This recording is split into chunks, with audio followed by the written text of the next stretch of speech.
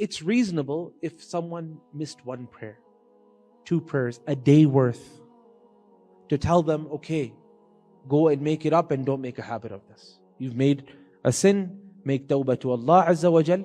How about someone who comes to us, he's a Muslim, but he hasn't prayed for the past 15 years. This person, how do we handle him? Do we tell him, make up 15 years of prayer? Personally, I think this is not reasonable.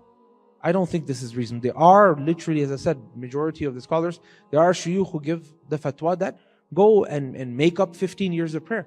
I don't think that's reasonable, because now you're trying to get this person to come back to Islam. You tell them, okay, unlike the average person, you have to do twice as much.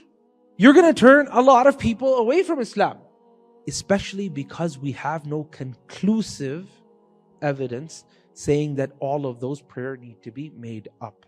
That's why I say that, it's very important that a person looks at the scenario as well when they're giving the fatwa. You have someone like this, they're coming back to Islam. It's an asset for them to come back to Islam. And we know that there's a generality of the hadith of the Prophet ﷺ where he said, "At-tawbatu tajubbu ma qablaha." That tawbah, that repentance ends up removing the sin of everything that is prior to it. And in this case, the previous prayers being made up, there are some athar. There are some statements of the Salaf to this effect as well. I'll give you a couple that Ibn Hazm quoted.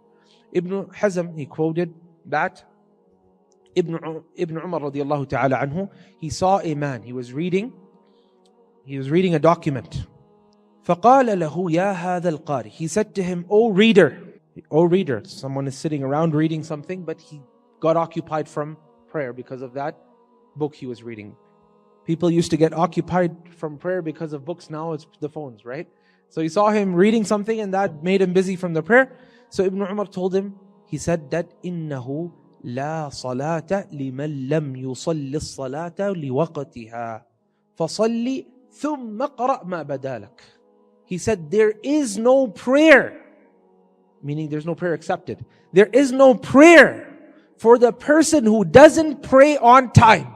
What does this mean? Ibn Umar is saying that there's no such thing as making up a prayer you deliberately leave.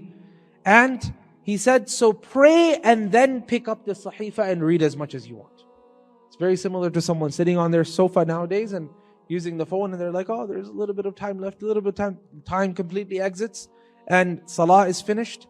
So Ibn Umar's athar would be applicable as well. Another one is that Umar ibn al-Khattab, as he was giving one of the sermons, he said that أَلَا وَإِنَّ الصَّلَاةَ لَهَا وَقْتٌ شَرَطَهُ اللَّهُ لَا تَصْلُحُ إِلَّا بِهِ.